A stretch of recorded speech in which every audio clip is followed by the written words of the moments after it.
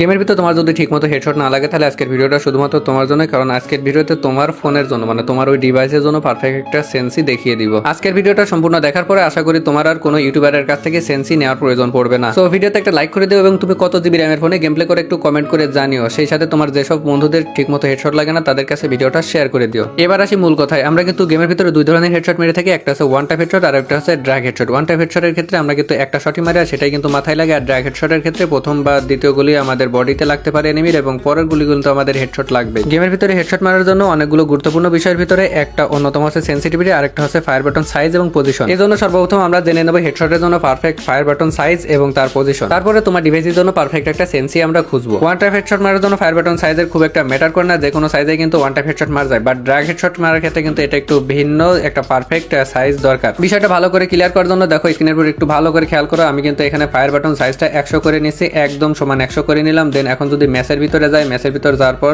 এখন আমরা ট্রাই করে দেখবো যে এই যে 100 ফায়ার বাটন সাইজ করেছি, এই ফায়ার বাটন সাইজ 100 করে কি ওয়ান টাইপ মারা সম্ভব কিনা। ওয়ান টাইপের এই বিষয়টা ক্লিয়ার করার জন্য কিন্তু আমরা একটা ওয়ান টাইপ কাস্টমে চলে এসেছি, র্যান্ডমলি আসছি, সামনে কে পড়ছে জানি না, র্যান্ডমে স্টার্ট দিয়ে দিছি। তো আমি দেখো এখানে কিন্তু এসবিডি এবং M8087 এর সামনের দিকে আগাই যাচ্ছি। গুলালমের একটা কাভার নিলাম, বলা তো যায় না সামনে এনিমি কতটা ভয়ঙ্কর আছে নাকি নুব আছে জানি তো না, যেহেতু র্যান্ডম। বলতে না বলতে দেখো পিছন দিক থেকে চলে এসেছে এবং আমি ওয়ান টাইপ মারা ট্রাই করলাম, বাট প্রথম শটটা কিন্তু কানেক্ট হয়নি এবং ফায়ার বাটন বড় হওয়ার কারণে কিন্তু আমার একটু ঝামেলা হচ্ছিল, কারণ আমি এরকম ফায়ার বাটন দিয়ে কখনোই খেলিনি। বলতে না বলতে দেখো এখানে কিন্তু সামনে একটা গুলাল মেরে আমি এই সাইড থেকে খুব সহজে একটা ওয়ান টাইপ মেরে দিলাম। আশা করি বুঝতে পেরেছো যে ওয়ান টাইপ হেডশট মারার ক্ষেত্রে ফায়ার বাটন সাইজ কোনো ম্যাটার করে না। এবার চলো তোমাদেরকে দেখায় যে ড্র্যাগ হেডশটের ক্ষেত্রে ফায়ার বাটন সাইজ ম্যাটার করে কিনা। তো এর জন্য কিন্তু আমি বিয়ার মোডে স্টার্ট দিয়ে দিয়েছি, কারণ আমরা কিন্তু ড্র্যাগ হেডশটটা মূলত বিয়ার মোডেই মেরে থাকি। তো যার কারণে দেখো আমি বিয়ার মোডে চলে এসেছি এবং আমার কাছে P90 আছে, সামনে এনিমি আছে, সামনে এনিমি কিন্তু হেডশট মারার চেষ্টা করলাম, বাট হেডশট লাগলো না, বডি শট দিয়ে কিন্তু এনিমিকে মেরে দিয়েছি। একটা হেডশটও কিন্তু কানেক্ট হয়নি। সামনে আরো একটা এনিমিকেও কিন্তু যথেষ্ট পরিমাণ ড্যামেজ দিয়েছি, বাট একটাও কিন্তু আমি হেডশট কানেক্ট করাতে পারিনি, সবগুলো কিন্তু বডি শট মেরেছি। তো দেখো এই এনিমিটা উদা হয়ে গেছে, পিছন থেকে আবার এসে কোথা থেকে ফায়ার দিল, ফায়ার দিয়ে মোটামুটি হেলথ একটা খারাপের অবস্থা করে ফেলাইছে। সামনে ছিল,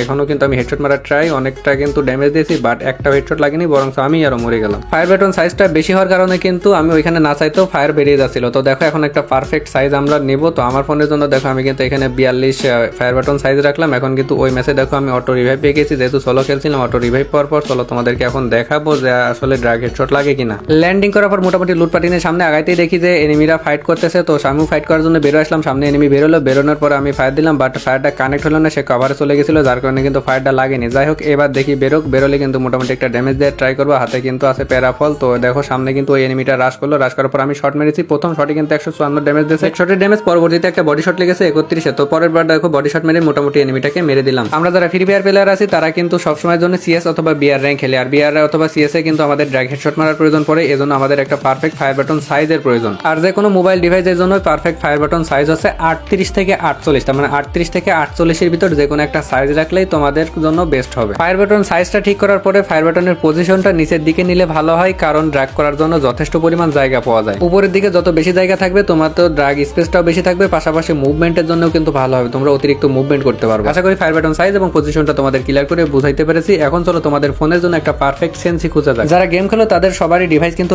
এক না, সবাই ভিন্ন ভিন্ন ডিভাইসে গেম খেলো এবং তোমরা যেসব ফোনে গেম খেলো তাদের প্রাইসটাও কিন্তু ভিন্ন এবং র্যামটাও ভিন্ন। র্যাম এক হইলেও যে এক ফোনের সেন্সি আরেক ফোনে কাজ করবে তাও কিন্তু না। কেউ রিয়েলমি ফোনের 8GB র্যামের গেম প্লে করো, আবার কেউ আবার OnePlus এর 8GB র্যামের গেম প্লে করো। ভিন্ন কোম্পানির কথা বলবো না, রিয়েলমির কথাই বলি। রিয়েলমি দেখা যাচ্ছে 14,000 টাকায় কিন্তু 8GB র্যামের ফোন পাওয়া যায়, আবার 30,000 এর উপরেও 8GB র্যামের ফোন পাওয়া যায়। যে 14,000 টাকার ফোনে গেম প্লে করে সে কিন্তু গেমের ভিতরে সেন্সিটিভিটি জেনারেলটা 200 করে গেম অনায়াসে খেলতে পারবে, কোনো সমস্যা নেই। বাট যে 30,000 টাকার উপরের ফোনে গেম প্লে করে সে কিন্তু 200 জেনারেল সেন্সিটিভিটি দিয়ে কখনোই খেলতে পারবে না, কারণ মুভমেন্ট কখনো কন্ট্রোল করতেই পারবে না। গেমের ভিতরে সেন্সিটিভিটির অপশনে যে 6টা অপশন রয়েছে এর ভিতরে কিন্তু জেনারেলটা বাদ বাকিগুলো হেডশটের ক্ষেত্রে কোনো কাজেই আসে না। হেডশট মারার ক্ষেত্রে জেনারেলটা কিভাবে তোমাদেরকে সাহায্য করে, তুমি যদি 0 জেনারেল দিয়ে গেম প্লে করতে দাও দেখবা যে তুমি স্ক্রিন সরাইতেই পারছো না, আইটে ধরতেছে, ড্রাগ তুলতেছো, ড্রাগ উঠতেছে না, স্ক্রিন ঘুরাইতে যাচ্ছ, ঘুরতেছে না। বাট জেনারেলটা যখন হাই করে গেম প্লে করবা তখন দেখবা যে তোমার স্ক্রিন এক পাকের জায়গায় 2 পাক মারতেছে, তুমি ড্রাগ তুললে আকাশে চলে যাবে। যখন তোমার ফোনের স্ক্রিনটা ভালোভাবে কাজ করবে, মুভমেন্ট করতে পারবে এবং ড্রাগ তুলে ওই ড্রাগটা কন্ট্রোল করতে পারবে, তখন কিন্তু তোমার হেডশটটা বেশি লাগবে। যাদের ফোনের প্রাইস 20,000 টাকার ভিতরে তোমরা ট্রাই করবো জেনারেলটা 200 দিয়ে খেলার। 1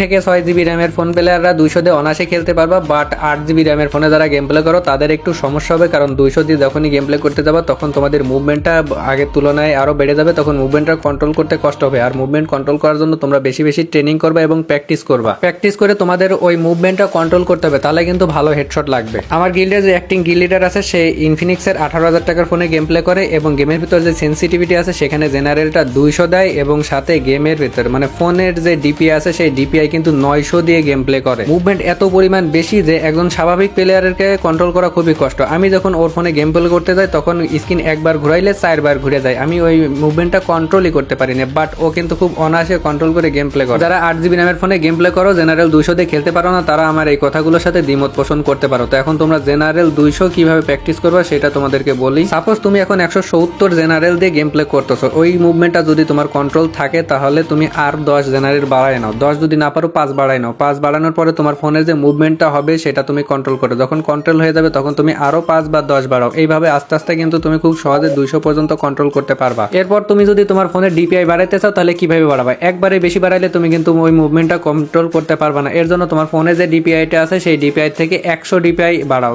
100 ডিপিআই বাড়ানোর পরে তুমি যদি কন্ট্রোল করতে পারো তাহলে পরে আরো 100 বাড়াও, এইভাবে ধাপে ধাপে বাড়াবা। এগুলো করার পর তুমি যখন প্রতিনিয়ত প্র্যাকটিস করবা তখন দেখবা যে তোমার হেডশট আগের তুলনায় অনেকটা ইমপ্রুভ হয়ে গেছে, তোমার সামনে কেউ দাঁড়াইতে পারছে না, তুমি খুব সহজেই হেডশট মেরে দিচ্ছ। তোমরা যারা সাবস্ক্রাইবার আছো, আমি যখনই সেন্সিটিভিটির বিষয়ে ভিডিও বানাই তখনই কিন্তু বলি যে practice makes a man perfect. তুমি যত বেশি প্র্যাকটিস করবে তত বেশি তুমি পারফেক্ট হবা, প্র্যাকটিস ছাড়া কিন্তু কখনোই তুমি পারফেক্ট হতে পারবা না। এর জন্য তোমার কিন্তু প্র্যাকটিস করতে হবে, এর পিছনে শ্রম দেওয়া লাগবে। আমি এখন ভিডিওতে তোমাকে একটা সেন্সিটিভিটি দিচ্ছি, তোমার একটা সেটিংস দেখাই দিচ্ছি, একটা কন্ট্রোল সেটিংস দিচ্ছি, ডিপিআই বলে দিচ্ছি। এইগুলো তুমি ইউজ করে যদি গেমের ভিতরে যাই ভাবো যে শট মারলেই তোমার হেডশট লাগবে, তাহলে তুমি ভুল ভাবতেছো। এগুলো তো লাগবেই, পাশাপাশি তোমার পারফেক্ট প্র্যাকটিসের প্রয়োজন আছে। তুমি যত বেশি ট্রেনিং করবে তত বেশি তুমি কিন্তু তোমার গেম প্লে ইমপ্রুভ করতে পারবা। পাশাপাশি তোমার তো অবশ্যই এমন কোনো ফ্রেন্ড আছে যে ফ্রেন্ড তোমার থেকে ভালো খেলে, তার মুভমেন্ট তোমার ভালো লাগে, তোমার থেকে ভালো মুভমেন্ট করে, ওই সব ফ্রেন্ডের খেলা তুমি স্পেক্টিং এ বসে দেখো যে সে কিভাবে মুভমেন্ট করতেছে, কি করতেছে, সেই অনুযায়ী নিজেও একটু প্র্যাকটিস করো, তাহলে দেখবা যে তার মতো তুমিও পারফেক্ট হয়ে গেছো। যাদের হেডশট বেশি লাগে দেখবা যে হয় তাদের বেশি বেশি প্র্যাকটিস করছে তার কারণে হয়েছে, অথবা তাদের ডিভাইসটা একটু বেশি দামের যার কারণে কিন্তু হেডশট বেশি লাগে। একটু খোঁজ নিলে তোমরা জানতে পারবা যেসব ইউটিউবাররা এরকম সেন্সি নিয়ে ভিডিও বানায় তারা ম্যাক্সিমামই হয় পিসি প্লেয়ার, আর না হয় যদি ফোন প্লেয়ার হলেও তাদের ফোনের দাম নিম্ন পক্ষে 40,000 আর ঊর্ধ্বে তো 1 লাখের উপরে। তাদের কাছ থেকে সেন্সি নিয়ে তোমরা যারা নর্মাল ডিভাইসে গেম প্লে করো সেই সেন্সি কি তোমাদের কাজে আসবে? তো ইউটিউবারদের কাছ থেকে তোমরা সেন্সি চাওয়া বন্ধ করো, নিজের ফোনের জন্য নিজে একটা পারফেক্ট সেন্সি খুঁজে নাও, জেনারেলটা একটু কম বেশি করার মাধ্যমে বেশি বেশি প্র্যাকটিস করো, আশা করি তোমাদের সেন্সিটা তোমরাই পেয়ে যাবে। আর এই তলের খবর একবার তোমাদের কাছে শেয়ার করে দিলাম, তারপরেও অনেকে কমেন্ট করে বলবা যে ভাই আমার অমক ফোন, আমার এই ফোনের জন্য সেন্সি দেন, ভাই আমার তমক ফোনের জন্য সেন্সি দেন। নিজেদের কন্টেন্ট বাঁচায় রাখার জন্য কিন্তু আমি যে সিক্রেট গুলো তোমাদের সাথে শেয়ার করলাম এই সিক্রেট গুলো কেউ শেয়ার করে না, আবার তোমরাও ছাড়ো না, যার কারণে কিন্তু ওই সেন্সিটিভিটির ভিতরে একটু কম বেশি করে ওইগুলাই রেকর্ড করে আবার পরবর্তীতে ভিডিও আপলোড করে দেয় সবাই। আজকের কথাগুলো খুবই অগোছালো ছিল কারণ সবকিছু সত্য ফাঁস করেছি, তো এই জন্য কথাগুলো একটু বেশি অগোছালো হয়ে গেছে। তো যারা মনোযোগ দিয়ে শুনেছো অবশ্যই ভিডিওটা বুঝতে পেরেছো, আর যারা বুঝতে পারোনি তারা একটু কষ্ট করে আরেকবার যদি মনোযোগ দিয়ে শোনো তাহলে কিন্তু তোমরা তোমার ফোনের জন্য একটা পারফেক্ট সেন্সি পেয়ে যাবা, আর এর জন্য তোমাদের পরবর্তীতে কোনো ইউটিউবের কাছে যে সেন্সি চাওয়া লাগবে না। 8GB র্যামের ফোন প্লেয়ারদের নিয়েই বেশি কথা বলেছি, এখন যারা 4GB 6GB র্যামের ফোনে গেম প্লে করো তাদের জন্য একটাই কথা বলবো, তোমরা যদি ডিপিআই বাড়াইতে চাও ডিপিআই তোমরা 100-200 বাড়াই নিও, আর সেই সাথে জেনারেলটা সবসময়ের জন্য 200 করে গেম প্লে করো, বেশি বেশি প্র্যাকটিস করো, তাহলে কিন্তু হেডশট লাগবে। তো এই ছিল আজকের ভিডিও, দেখা হবে নেক্সট ভিডিওতে। সে পর্যন্ত সবাই সুস্থ থাকো, ভালো থাকো, আর চাইলে আমাদের ইটস কেদি ভাই ইউটিউব চ্যানেলটা সাবস্ক্রাইব করে রাখতে পারো, পেজ অথবা টিকটক থেকে দেখলে ফলো করে রাখো।